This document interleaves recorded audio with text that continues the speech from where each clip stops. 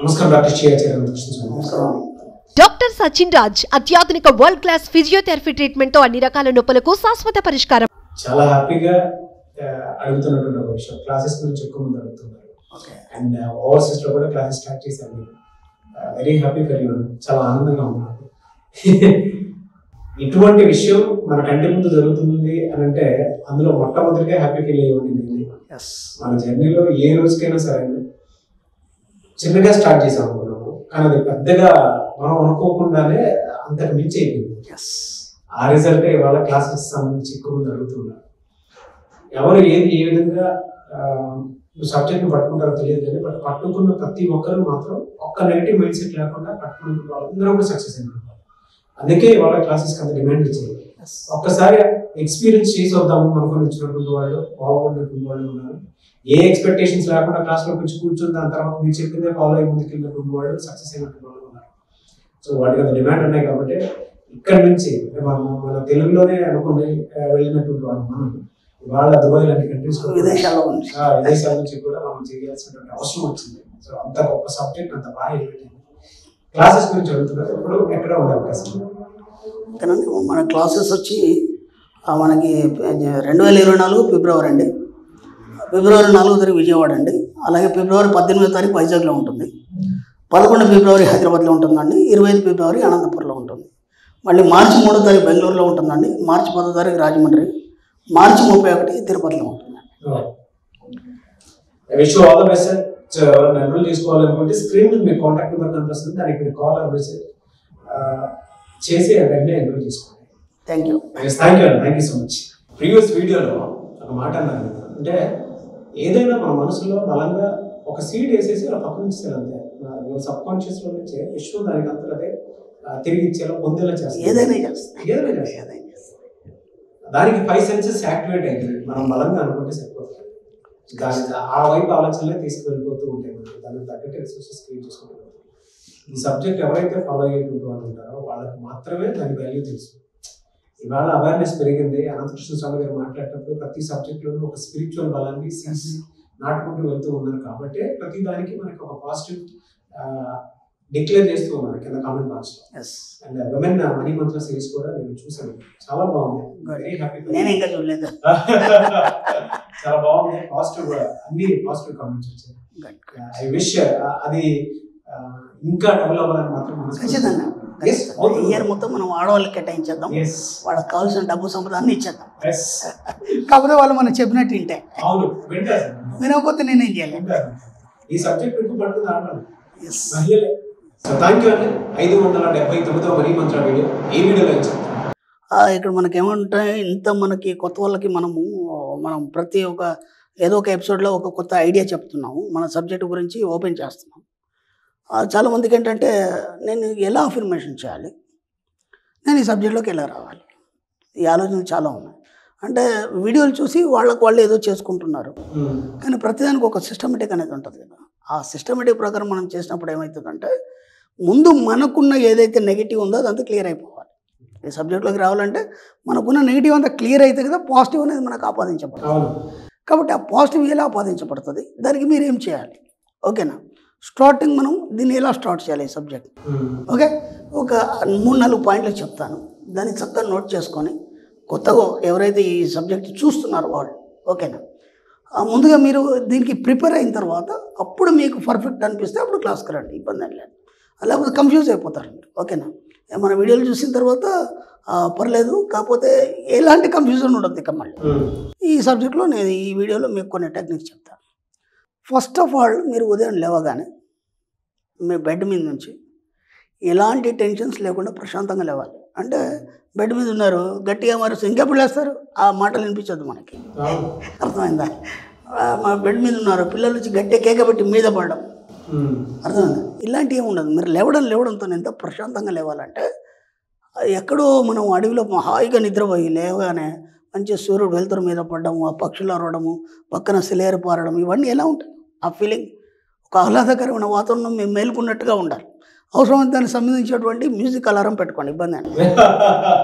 Okay, నిద్రలో ఉంటారు కాబట్టి మీరు బెడ్ మీద ఉన్నారా అడవిలో ఉన్నట్టు తెలియదు కాబట్టి లేవగానే ఆ యొక్క సౌండ్స్ వినేసరికి సరిగ్గా మీరు అలాగే ఉన్నట్టు ఉంటుంది. ఓకేనా? ఏ సౌండ్స్ ఉదయం లేవగానే ఎలాంటి ఎలర్జీ వచ్చే సౌండ్స్ కానీ లేదంటే గట్టి సౌండ్స్ కానీ అవి మీ మైండ్ని డిస్టర్బ్ చేద్దాం ఫస్ట్. ఎందుకంటే మీరు ఉదయం లేవగానే మీ ఏ సౌండ్ అయితే వింటారో మీ సబ్కాన్షియస్ మైండ్ అదే స్వీకరించి ఆ డే అంతా అలాగే డిస్టర్బ్ చేస్తుంది.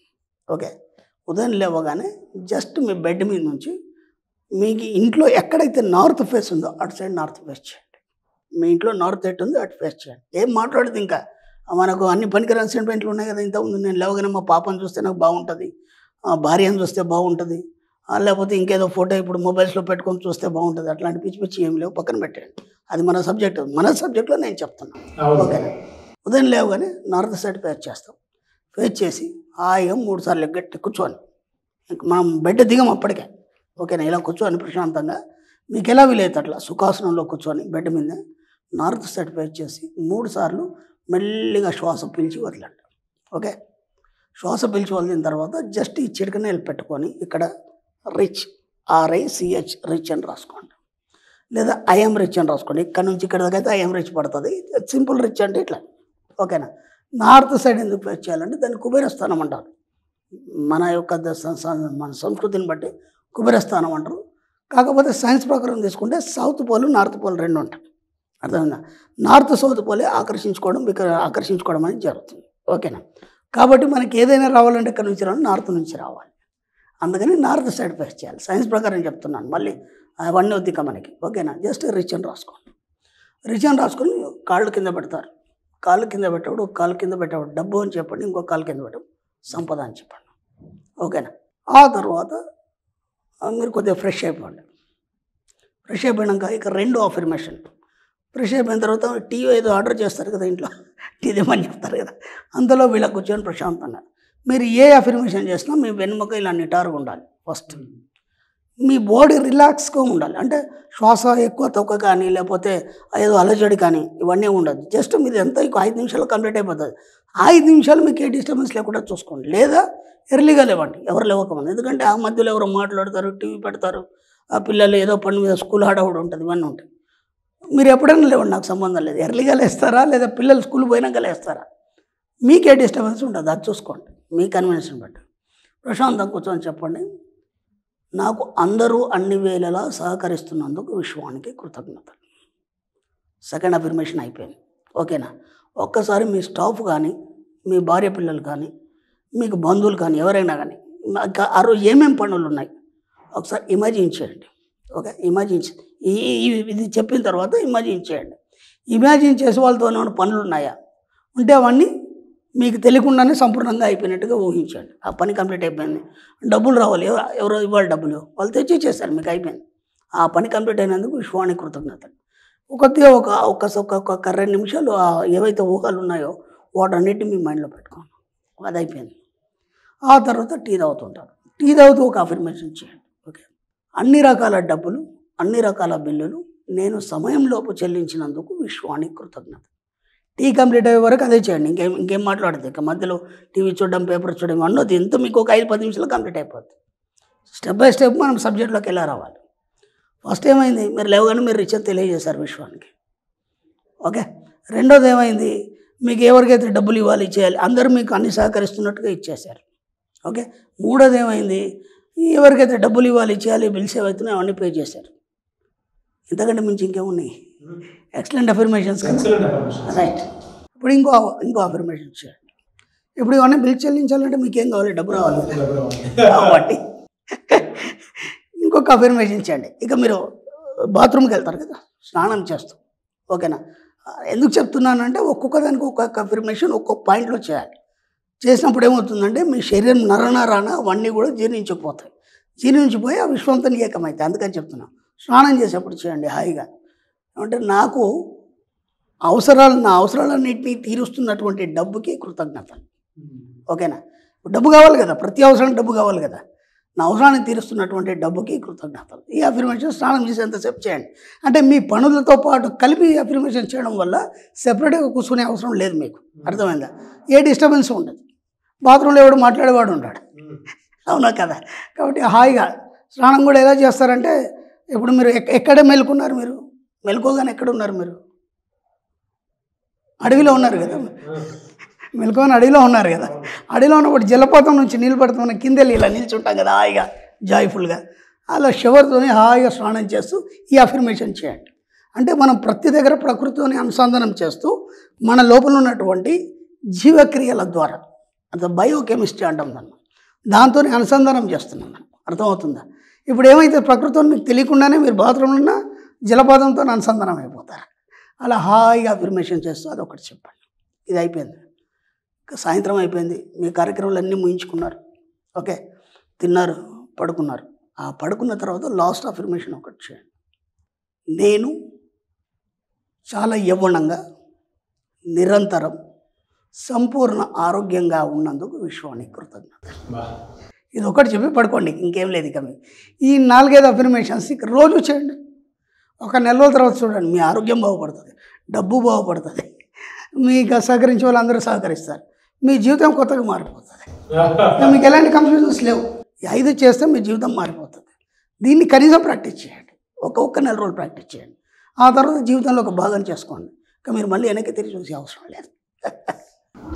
అంటే సింపుల్గా చెప్పాలి అని అంటే నాకు ఏ విధంగా అనిపిస్తూ ఉంటుందంటే, వేరే పనితో సంబంధం లేకుండా తన పనిలో తాను మునిగిపోతూ నిమగ్నమై ఉంది. ఒక చెట్టు కింద ఋషులు కాలజ్ఞానం రాసేటప్పుడు ఏ పాయింట్ ఆఫ్ వ్యూలో రాస్తూ ఉంటారో నాకు తెలియదు, నాకు ఆ విజువల్ గుర్తొస్తూ ఉంటుంది. జస్ట్ కూర్చుంటారు, ఇలాగా కూర్చొని మీరు రాసుకుంటూ ఉంటారు. పైగా పెద్దగా ఏమైనా రాస్తారంటే ఒక లైనే ఉంటుంది, ఓన్లీ 5 minutesలో బయటకు వచ్చేస్తారు. 5 minutesలో బయటకు వచ్చేస్తారు. ఒక లైన్ రాసుకుంటారు, 5 minutesలో బయటకు వచ్చేస్తారు. అది చిన్న కొటేషన్ లాంటిది. ఆ ఒక్కటే ఎపిసోడ్ మొత్తం బలం ఇస్తూ ఉంటుంది.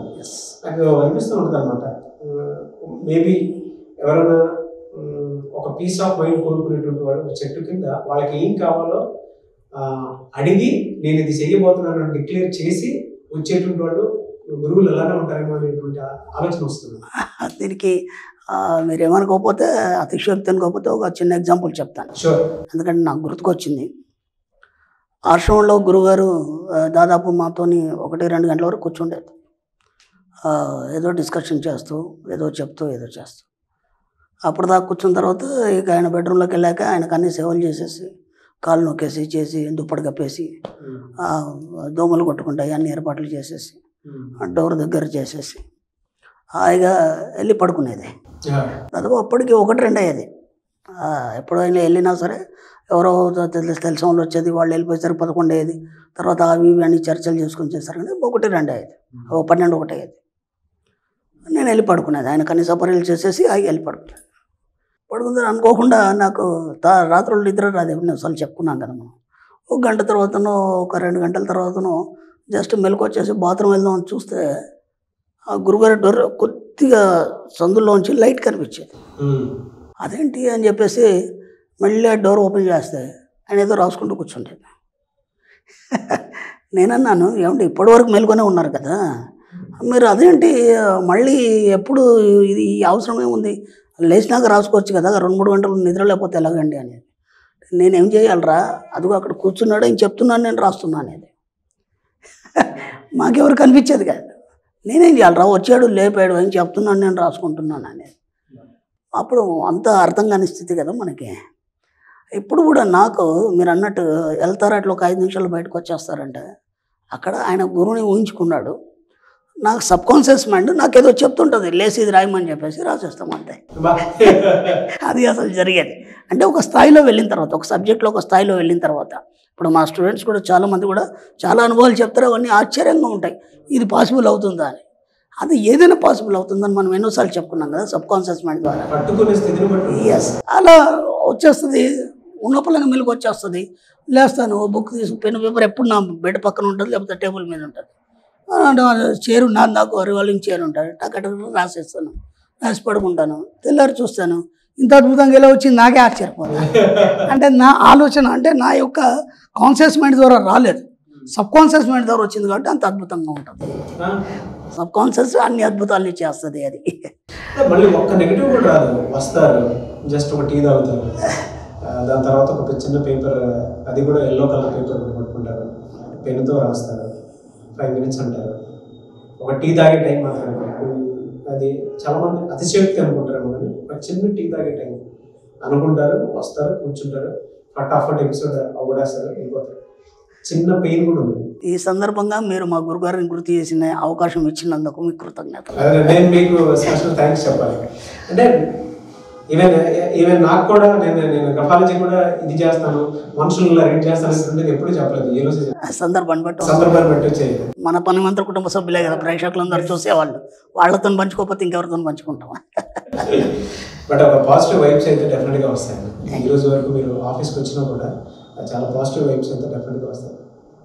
అదే సార్, దొరికినందుకు మాత్రం చాలా థ్యాంక్స్ చెప్తాను. Thank you so much. విశ్వానికి నాకు అంటే ఈరోజు చెప్తున్నాను, దేవుడు ఇచ్చిన గొప్ప వరం ఏది అంటే ఎక్స్ట్రా సెన్సిటివ్ పర్సెప్షన్. ఒక మనిషిని చూసినా, మనిషి రైటింగ్ని చూసినా, వాయిస్ని చూసినా కూడా వీళ్ళు దీనికి డెఫినెట్గా యూజ్ అవుతారు. వీళ్ళ వల్ల ఒక రివాల్యూషనరీ స్టెప్ పడుతుంది అనుకుంటే మనుషులు కూర్చోబెట్టుకుంటారు. జనరలైజ్ నేను మీరు రైటింగ్ చూశాను, చాలా బాగుంటుంది. అంటే నాకు కొంచెం గ్రఫాలజీ తెలుసు అనమాట. నేను చూసి ఆ రైటింగ్లోనే నాకు కొన్ని విషయాలు తెలుస్తాయి. ఈవెన్